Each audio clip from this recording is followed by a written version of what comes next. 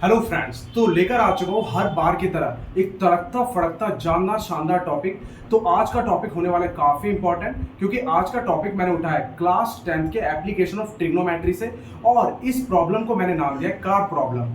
ये क्वेश्चन जो है आपका क्लास 10 के एप्लीकेशन ऑफ ट्रिग्नोमेट्री का चैप्टर 9 का लास्ट क्वेश्चन है। तो पहले क्वेश्चन को समझते हैं, फिर करते हैं इसे सॉल्व। तो क्वेश्चन में कहा गया है एक straight highway leads to the foot of tower. एक हाईवे है जो स्ट्रेट है, कहां तक पहुंचता है? फुट ऑफ टावर तक पहुंचता है। तो यहां पर मैंने मान लिया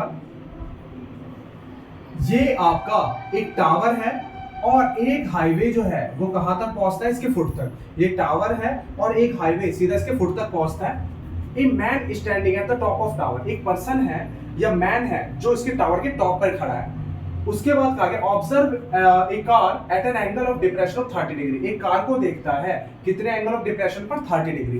अब दो एंगल होते हैं, एक एंगल ऑफ एलिवेशन जब नीचे से ऊपर देखते हैं, और ऊपर से नीचे देखेंगे तो एंगल ऑफ क्या होगा? डिप्रेशन। तो ये ऊपर से नीचे देख रहा है इसलिए कहा गया एंगल ऑफ डिप्रेशन। कितने एंगल का है? 30 डिग्री का। किसको देख रहा है? एक कार को देख रहा है।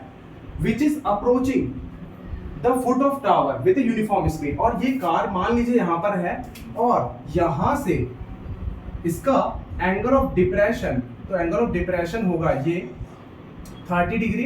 तो ऑल्टरनेट इंटीरियर एंगल से ये 30 होगा, ये भी 30 होगा। अब कार मान लीजिए यहां पर है और पर्सन या मैन यहां से देख रहा है। ये कार कहां पहुंच रहा है? फुट ऑफ टावर पर। तो आगे की ओर बढ़ रहा है, फुट ऑफ टावर पे पहुंच रहा है। किस स्पीड से? यूनिफॉर्म स्पीड से। आगे कहा गया है आफ्टर 6 सेकंड, 6 सेकंड के बाद एंगल ऑफ डिप्रेशन कार का कितना हो जाता है? 60 डिग्री। तो मान लीजिए ये फुट के आगे की ओर बढ़ रहा है, तो यहां पर है ए पर।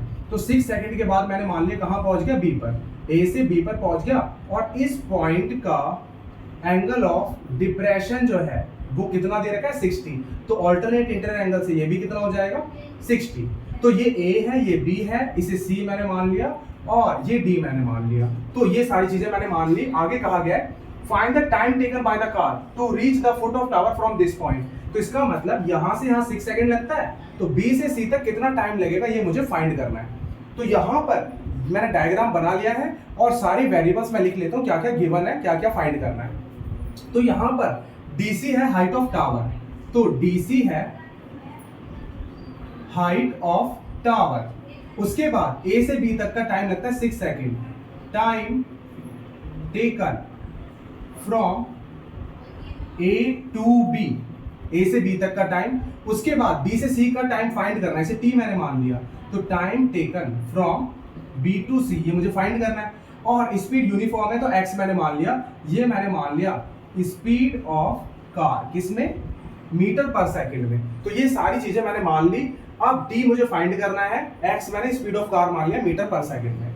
तो अब हमारे दिमाग में आएगा स्पीड का फॉर्मूला क्या होता है? स्पीड का फॉर्मूला होता है डिस्टेंस अपॉन टाइम। तो यहां पर स्पीड एक्स मान लिया, डिस्टेंस ए बी मैंने मान ली। अब ए से बी तक कितना टाइम लगता है? 6 सेकंड। तो स्पीड बराबर distance upon time, cross multiply करेंगे तो ए बी बराबर आ जाएगा 6x।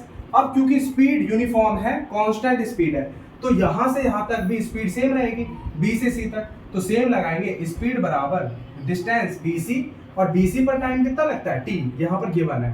तो ये t टाइम ले लिया, सेकंड्स में है, ये भी क्रॉस मल्टीप्लाई करेंगे तो BC आ जाएगा xt। तो मैंने AB निकाल लिया, BC निकाल लिया।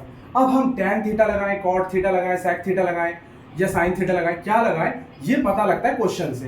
तो यहां पर एक चीज याद रखिएगा, जब भी एप्लीकेशन ऑफ ट्रिग्नोमेट्री में दो ट्राइंगल्स बनेंगे तो उनका जो साइड कॉमन होगा उसको लेना कंपलसरी है। इसको आप लॉजिक समझ लीजिए, ट्रिक समझ लीजिए।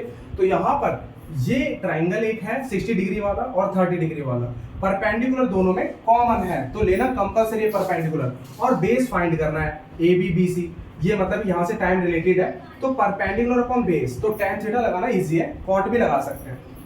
तो अब मैं लगाऊंगा यहां पर इन ट्राइंगल BCD, मैंने लिया tan 60 डिग्री, BCD में tan 60 लूंगा तो परपेंडिकुलर DC और बेस क्या आ जाएगा? BC। तो ये आ गया BC, इसकी वैल्यू होती है √3/1 DC, और BC की वैल्यू क्या है? XT। क्रॉस मल्टीप्लाई करेंगे तो DC बराबर आ जाएगा √3 XT। अब लेंगे in triangle ACD, in triangle ACD। Same ऐसे ही करेंगे tan 30 डिग्री। tan 30 डिग्री लगाया, परपेंडिकुलर DC, बेस क्या होगा AC, तो ये हो जाएगा DC अपॉन AC। अब tan 30 डिग्री ये होता है 1/√3, DC की वैल्यू √3xt। AC को ब्रेक कर लिया, AC को ब्रेक कर लिया AB प्लस BC, तो ये कर लिया मैंने AB प्लस BC। अब आगे सॉल्व करते हैं क्रॉस मल्टीप्लाई, तो AB प्लस BC की 1 के साथ, तो AB plus BC equal to √3 के √3 के साथ, तो 3 हो जाएगा, ये हो जाएगा 3xt। AB BC की वैल्यू 6x है, BC की xt है, तो ये आ गया 6x और xt। ये xt प्लस का उधर जाके माइनस का, तो 3xt माइनस xt, तो 3xt में से 1xt जाएगा तो 2xt बचेगा। x स्पीड है जो कि 0 नहीं है, तो x से x कैंसिल आउट, 2 मल्टीप्लाई में डिवाइड में, तो टाइम कितना लगेगा